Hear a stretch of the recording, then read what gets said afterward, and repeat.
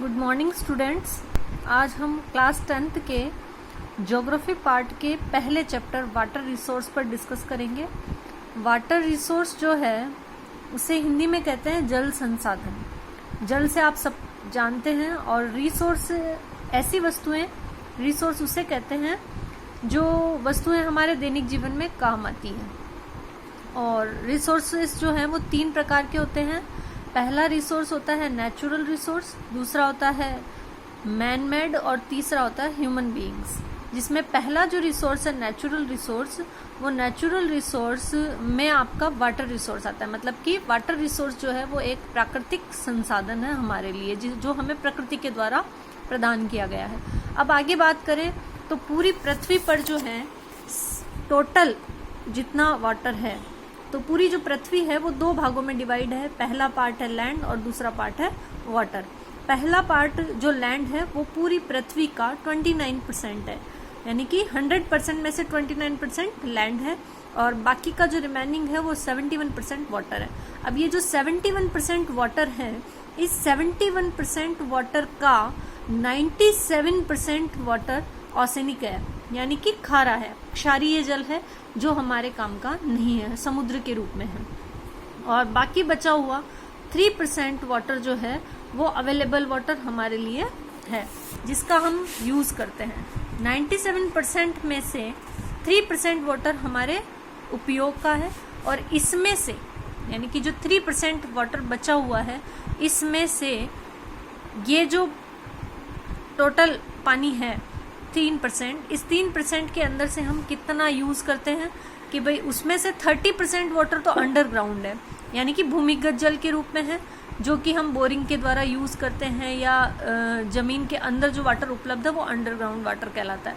उसके अलावा 3% का 30% और 69% वाटर जो है वो ग्लेशियर है। ग्लेशियर कहेंगे हम हिमनद के रूप में, जो जमा हुआ है पहाड़ों पर, पर्वतों पर, जो बड़े बड़े बर्फ के पहाड़ जमे हुए हैं जहाँ से बड़ी बड़ी नदियाँ निकलती हैं, वो सारा 69% के अंतर्गत आता है। और इस 3% का 30% अंडरग्राउंड और 69% ग्लेशियर्स है, और बाकी बचा हुआ 1% वो आपके फ्रेश वाटर है।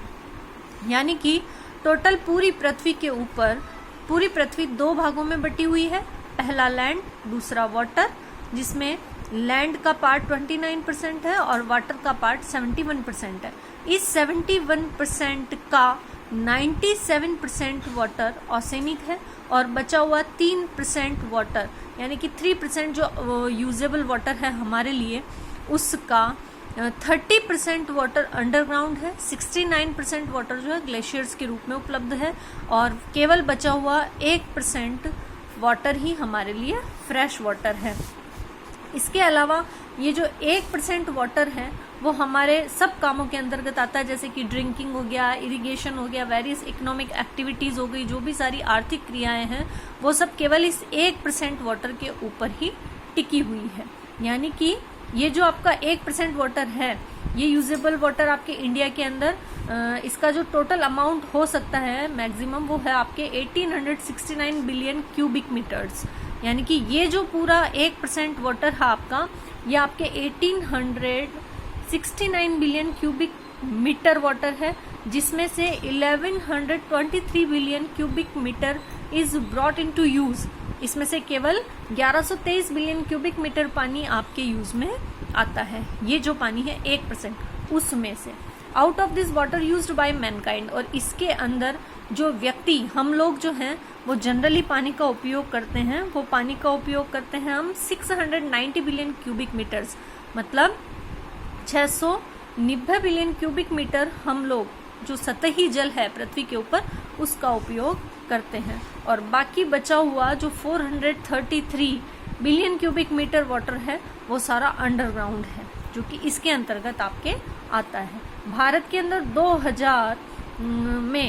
2000 सन के अंदर, यानी कि in the year of 2000 the total requirement of water was 634 billion cubic metre. मतलब कि 2000 तक हमारे देश के अंदर जितने लोग थे उन सबकी जो रिक्वायरमेंट थी वो थी 634 billion cubic metre, which will increase to about, जो कि अब कितनी इंक्रीज हो चुकी है, 123 billion cubic metre in the year 225, मतलब कि 2025 तक 634 बिलियन क्यूबिक मीटर से हम 1023 बिलियन क्यूबिक मीटर तक पहुंच जाएंगे। और इसके ये इसलिए ऐसा हो रहा है क्योंकि हम ज़रूरत से ज़्यादा क्या कर रहे हैं, हमारे देश की जो पॉपुलेशन है वो बढ़ती जा रही है, और पॉपुलेशन बढ़ने की वजह से जो जल संसाधन है उसके ऊपर ग्लोबल वार्मिंग का इफेक्ट बढ़ रहा है। और इन सब चीज़ों से बचने के लिए, पानी को, जल को हमें सुरक्षित रखने के लिए पर्याप्त जल संसाधनों का मैनेजमेंट यानी प्रबंधन करना पड़ेगा, इसको संरक्षित करना पड़ेगा, और इसको संरक्षित करने के आधार पर ही हम इस पूरे वाटर को कंजर्व कर सकते हैं, यानी कि वाटर मैनेजमेंट कर सकते हैं।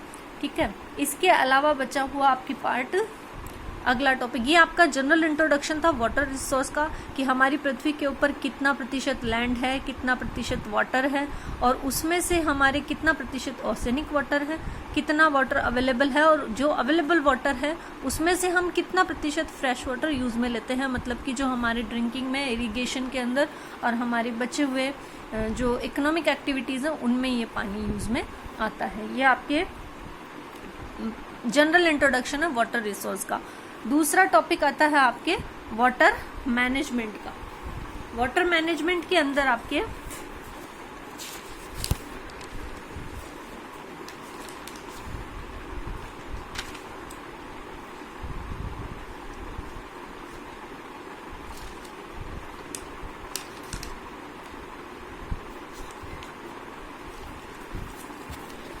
वाटर मैनेजमेंट में जो आपके टॉपिक है वो ये कि most of the rain water goes wasted into the sea through the rivers, यानी कि जितना आपका जो पानी है, बारिश का पानी जो आपके रेगुलर आता है, वो पानी ज्यादातर किस में पहुंच जाता है, सी में, थ्रू द रिवर्स, यानी नदियों के द्वारा उसमें चला जाता है। वाटर मैनेजमेंट होता क्या है, यानी कि जलों का प्रबंधन करना, जल का प्रबंधन करना। जो पानी हमारे बारिश के द्वारा बह करके नदी नालों में चला जाता है, वो पानी हमारे किसी काम का नहीं रहता, वो सीधा समुद्र तक पहुंच जाता है, और समुद्र में जाने के बाद वो खारा हो जाता है।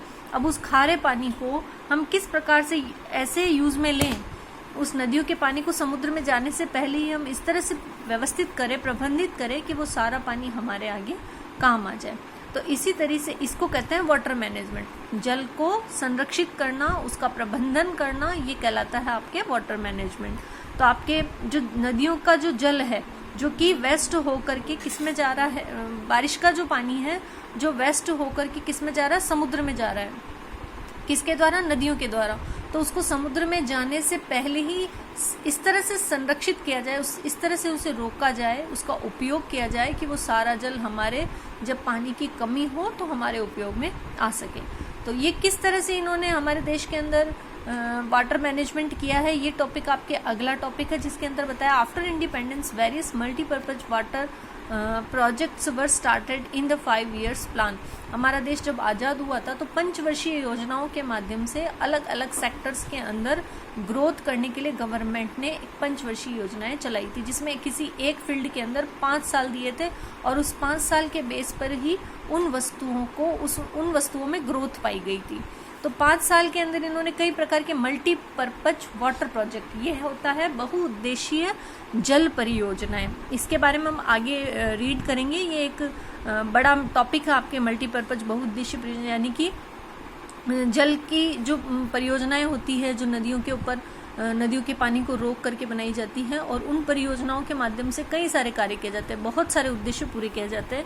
तो उन्हें बोलते हैं हम मल्टीपर्पज वाटर प्रोजेक्ट, जो कि हमारे 5 year प्लान्स के अंतर्गत शुरू हुए, which help in the preventing the adverse sites such as the drought and famine, and also assisted to potable water supply, irrigation, development of the fisheries and conservation of the environment। इसका मतलब ये है कि 5 साल के जो plan बनाए गए थे, जिन्होंने हमारी हेल्प की थी, किसके अंतर्गत, कि देश के अंदर जब भी कभी सूखा पड़ जाता है, अकाल हो जाता है, या फिर अकाल पड़ जाए, या फिर पीने के पानी की कमी हो जाती है, सिंचाई के अंदर, मछली पालन के अंदर, और संरक्षित कई पर्यावरण को सुरक्षित रखने के लिए, ये सारे कामों को करने के लिए सरकार ने 5 year प्लान्स के अंदर एक नई व्यवस्था रखी, जिसको हमने बोला multipurpose water project. Multipurpose water project यानी कि जल के द्वारा जल के अंतर्गत ऐसी परियोजनाएं बनाई जाए जो कि कई सारे उद्देश्यों को पूरा करती हो। जैसे कि अगर सूखा पड़ गया, अकाल पड़ गया, तो उस अकाल की स्थिति में जो पहले वाला जल है जिसको हमने स्टॉक करके रखा था, उस जल का उपयोग करके हम उस क्षेत्र में अकाल की स्थिति ना पड़ने दें। दूसरा कि पीने के पानी की कमी हो गई, तो जो बचा हुआ पुराना पानी है जिसको हमने स्टॉक करके रखा, उससे हम पीने के पानी की सप्लाई कर सकते हैं, ताकि जब बारिश कम आए या बारिश ना आए तो उस पानी को हम कंजर्व करके उसका यूज़ कर सकते हैं, सिंचाई के लिए या कई सारे मछली पालन के उद्देश्यों को पूरा करने के लिए, पर्यावरण को संरक्षित करने के लिए। इस तरीके से हम कई सारे कार्य कर सकते हैं। अब आपके Pandit Jawaharlal Nehru had called these multipurpose project is the temples of modern India. ये जो टॉपिक आपका, इसका क्वेश्चन अक्सर आता है कि पंडित जवाहरलाल नेहरू ने इन्हीं बहुउद्देशीय परियोजनाओं को आधुनिक भारत के मंदिर कहा था, the temples of modern India. किसने कहा था? तो पंडित जवाहरलाल नेहरू ने कहा था। किससे कहा था? तो मल्टीपर्पज प्रोजेक्ट्स को कहा था। क्यों? क्योंकि आने वाले समय के अंदर ये जो प्रोजेक्ट्स थे, जो नदियों के ऊपर बनाए गए थे, ये हमारे लिए बहुत ज़्यादा महत्वपूर्ण थे। तो इन 5 ईयर प्लान्स के अंतर्गत इनका उपयोग किया गया था। तो ये क्वेश्चन अक्सर एग्जाम में आ जाता है 1 नंबर में या 2 नंबर में कि Pandit Jawaharlal Nehru had called these multipurpose projects as the temples of modern India. यानी कि पंडित जवाहरलाल नेहरू ने the temples of modern India किसे कहा था, या फिर किसने कहा था, या फिर किस वस्तुओं को कहा था। तो इस तरीके से इस टॉपिक में से ये जो इम्पोर्टेंट बन रहा है, जिनमें से क्वेश्चन आने की संभावना है, वो ये टॉपिक है। दूसरा है in India these projects are operated by the central and state government. भारत के अंदर ये जो वस्तुएं हैं, ये जो प्रोजेक्ट्स हैं, ये 2 तरीके से ऑपरेट होते हैं, यानी कि सेंट्रल गवर्नमेंट यानी केंद्र सरकार के द्वारा, एंड स्टेट गवर्नमेंट यानी राज्य सरकार के द्वारा। मतलब कि जो नदी जिस राज्य में होगी तो वहाँ पर राज्य सरकार काम करेगी, या फिर कोई बड़ी नदी हुई या बड़ा बांध हुआ, डैम हुआ, जिसको बनाने की लागत ज़्यादा होगी, तो उस प्रोजेक्ट के ऊपर वर्क सेंट्रल गवर्नमेंट करेगी। तो भारत के अंदर 2 प्रकार के ऐसे प्रोजेक्ट्स पाए जाते हैं। तो पहला प्रोजेक्ट है वो सेंट्रल गवर्नमेंट के अंतर्गत आएगा, और दूसरा जो स्टेट गवर्नमेंट के अंतर्गत आएगा। अगर आपसे पूछा जाए कि मल्टीपर्पज प्रोजेक्ट्स को कौन ऑपरेट करता है, तो इसको 2 तरीके से ऑपरेट किया जाता है। पहला तो आपके सेंट्रल गवर्नमेंट, और दूसरा आपके स्टेट गवर्नमेंट। स्टेट गवर्नमेंट के द्वारा, सेंट्रल गवर्नमेंट के अंदर जो आपके इम्पोर्टेंट प्रोजेक्ट्स हैं, the central government is running important project such as the Bhakra Nangal, Rihand, Damodar, Hirakud, Kosi, Tehri project ETC। मैंने आपको बताया कि मल्टीपर्पज प्रोजेक्ट्स 2 प्रकार के हैं, एक सेंट्रल गवर्नमेंट के द्वारा ऑपरेट किए जाते हैं और दूसरे स्टेट गवर्नमेंट के द्वारा। तो जो सेंट्रल गवर्नमेंट के द्वारा जो प्रोजेक्ट ऑपरेट किए जा रहे हैं, उन प्रोजेक्ट्स के नाम जैसे इसमें दिए हैं, भाखड़ा नांगल डैम, रिहंद परियोजना, दामोदर परियोजना, हीराकुंड परियोजना, कोसी टिहरी परियोजना। तो क्वेश्चन यूँ भी आ सकता है कि सेंट्रल गवर्नमेंट के द्वारा जो प्रोजेक्ट ऑपरेट किए जा रहे हैं उनके नाम लिखिए। तो ये जो सारे प्रोजेक्ट्स के नाम लिखे हुए हैं, ये सारे सेंट्रल गवर्नमेंट के द्वारा चलाए जा रहे हैं। दूसरा है आपके the state government are running projects such as. State government के द्वारा जो प्रोजेक्ट चलाए जा रहे हैं वो हैं आपके ये, जिसमें आपके दिया हुआ है पहला प्रोजेक्ट चंबल, मध्य प्रदेश एंड राजस्थान, यानी कि ये 2 राज्यों का मिला जुला है, जिसमें पहला है MP और दूसरा है राजस्थान। चंबल प्रोजेक्ट के ऊपर 2 गवर्नमेंट काम करती है, 2 स्टेट गवर्नमेंट है, पहली है मध्य प्रदेश और दूसरी है राजस्थान। अगला है नागार्जुन सागर प्रोजेक्ट। नागार्जुन सागर प्रोजेक्ट जो है उसके अंदर आपके आंध्र प्रदेश का सहयोग रहा है, या आंध्र प्रदेश के अंदर ये परियोजना चलाई जा रही है। तो तीसरा है आपके तुंगभद्रा प्रोजेक्ट जो आंध्र प्रदेश प्लस कर्नाटका का है। फिर सरदार सरोवर प्रोजेक्ट जो गुजरात और मध्य प्रदेश और राजस्थान का है। और मयूराक्षी एंड फरक्का प्रोजेक्ट जो वेस्ट बंगाल का है। माही प्रोजेक्ट गुजरात प्लस राजस्थान का है। और एक गंडक प्रोजेक्ट जो बिहार एंड उत्तर प्रदेश का है। और एक आपके मचकुंड प्रोजेक्ट जो आंध्र प्रदेश और उड़ीसा का है।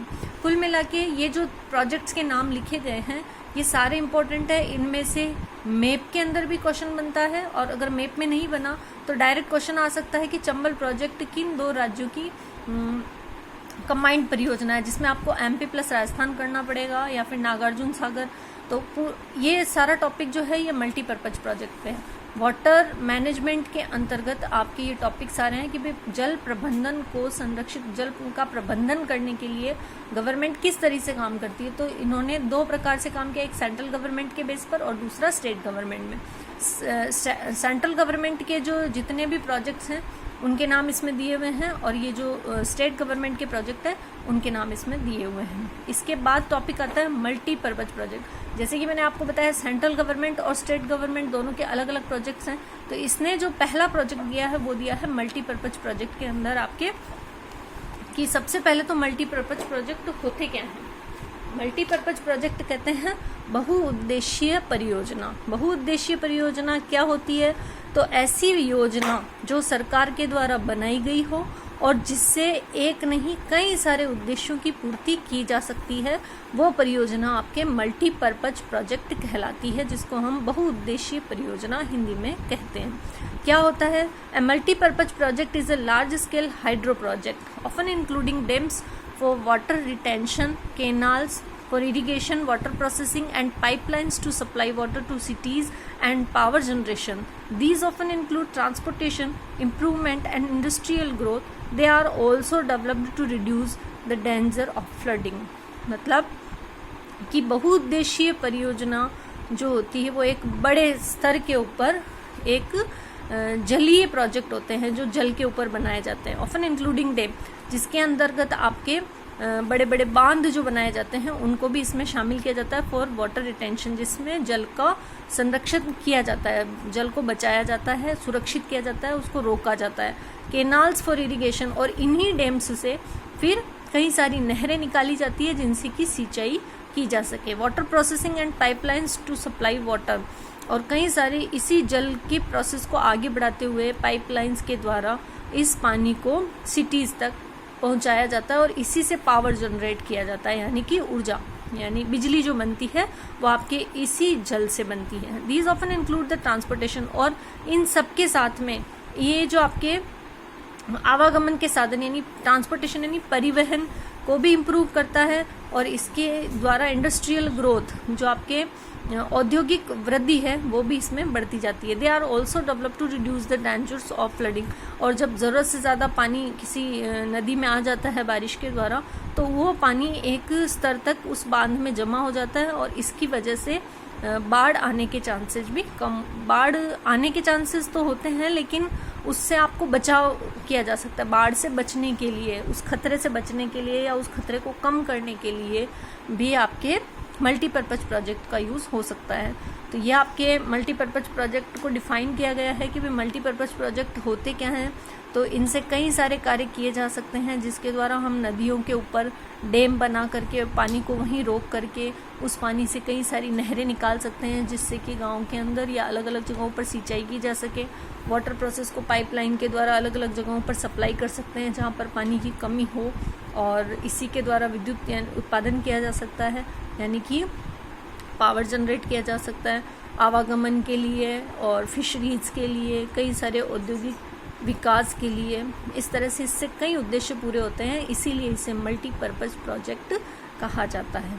उसके अलावा मल्टीपर्पज प्रोजेक्ट्स के नाम इसमें दिए हुए हैं कि कौन कौन से इंपॉर्टेंट मल्टीपर्पज प्रोजेक्ट हो सकते हैं। तो पहला आपके दिया है some of multipurpose project in India are, मतलब भारत के अंदर कौन कौन से मल्टीपर्पज प्रोजेक्ट्स हैं जो आपके काम आएंगे, जिसमें पहला है Bhakra Nangal project, Hirakud project, Mayurakshi project, Damodar valley project, Sardar Sarovar project, और western Yamuna canal, eastern Yamuna canal, Periyar Vaigai project. तो ये जितने भी प्रोजेक्ट्स हैं आपके, ये मल्टीपर्पज प्रोजेक्ट के नाम है। अगर आपकी क्वेश्चन बन जाता है कि मल्टीपर्पज प्रोजेक्ट भारत के अंदर कौन से हैं, उनके नाम लिखिए, तो आपको ये सारे क्वेश्चंस करने हैं।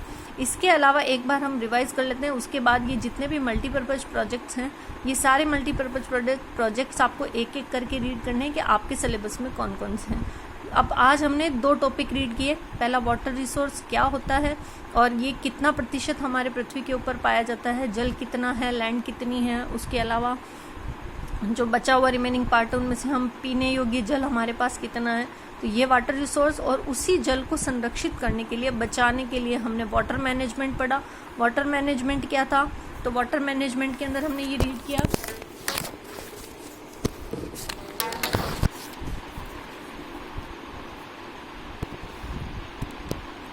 वाटर मैनेजमेंट में हमने ये पढ़ा कि भाई जो शुरुआत के अंदर हमारा देश जब आज़ाद हुआ था तो उस वक्त कई सारी ऐसी प्रॉब्लम्स थी, तो उनसे निपटने के लिए गवर्नमेंट ने 5 ईयर प्लान्स बनाए थे और उन 5 ईयर प्लान्स में एक वाटर मैनेजमेंट भी एक इम्पॉर्टेंट था, जिसके अंतर्गत कई सारे बड़े बड़े बांध बनाए गए और उसके द्वारा कई सारे उद्देश्यों की पूर्ति जल संसाधनों के अंतर्गत की गई थी। उसके अलावा जवाहरलाल नेहरू ने इन्हीं मल्टीपर्पज़ प्रोजेक्ट्स को टेम्पल ऑफ मॉडर्न इंडिया बोला था और मॉडर्न इंडिया के मतलब आधुनिक भारत के मंदिर कहा था, क्योंकि यह हमारी आने वाले कई सारे उद्देश्यों को पूरा करने वाले थे। बन एक ही रहा था लेकिन उसके उद्देश्य कई सारे थे। इसके अलावा ये जो प्रोजेक्ट्स हैं वो 2 लेवल पर आपके काम करते हैं, 2 लेवल पर ऑपरेट होते हैं। पहला सेंट्रल गवर्नमेंट के द्वारा और दूसरा स्टेट गवर्नमेंट के द्वारा। सेंट्रल गवर्नमेंट के द्वारा जो मेन आपके ऑपरेट हो रहे हैं वो नाम यहाँ दिए हुए हैं। सेंट्रल गवर्नमेंट के जिसमें आपके स्टेट गवर्नमेंट के जिसमें चंबल प्रोजेक्ट हो गया, नागार्जुन सागर प्रोजेक्ट हो गया, तुंगभद्रा हो गया, ये सारे नाम जो आपके दिए हुए हैं ये सारे आपके हैं स्टेट गवर्नमेंट के, जिसमें या तो एक राज्य होगा या फिर 2 राज्य कंबाइंड होंगे। तो इसमें दोनों के नाम दिए हुए हैं। उसके अलावा आपके मल्टीपर्पज़ प्रोजेक्ट्स क्या होते हैं, तो मल्टीपर्पज़ प्रोजेक्ट जिनको हमने बहुउद्देशीय परियोजनाओं के नाम से जाना, और ये हमारे एक नहीं कई सारे उद्देश्यों की पूर्ति करते हैं, इसलिए इन्हें मल्टीपर्पज़ प्रोजेक्ट कहा गया। जैसे कि किसी एक ही परियोजना के द्वारा सिंचाई भी हो जाए और बाढ़ के पानी को रोका भी जाए और पीने के पानी की सप्लाई हो जाए, फिशरीज यानी मछली पालन भी हो जाए। तो इस तरह से एक ही प्रोजेक्ट के द्वारा जब कई सारे कार्य किए जाते हैं तो उसे हम मल्टीपर्पज़ प्रोजेक्ट कहते हैं, जो कि इसके अंतर्गत आ गया। ये मल्टीपर्पज़ प्रोजेक्ट की पूरी डेफिनेशन हो गई। और इसके अलावा जो मल्टीपर्पज़ प्रोजेक्ट हैं उनके नाम दिए हुए हैं आपके ये पूरे, जिसमें भाखड़ा नांगल, हीराकुंड और मयूराक्षी। अब ये किन किन जगहों पर हैं, इनकी लेंथ कितनी है, इन पर डैम कहाँ बने हुए, कौन सी रिवर पर बने हुए हैं, इनकी सारी डिटेल हम कल की क्लास में रीड करेंगे, जिसके अंतर्गत आपको सबका जो आपके सिलेबस के अंतर्गत है उनके अंदर की जितनी भी बातें हैं वो सब हम एक ही जगह पर रीड कर लेंगे और एक एक करके सारे टॉपिक्स क्लियर कर लेंगे, जिसमें सेंट्रल गवर्नमेंट और स्टेट गवर्नमेंट दोनों के ही प्रोजेक्ट्स होंगे। Thank you.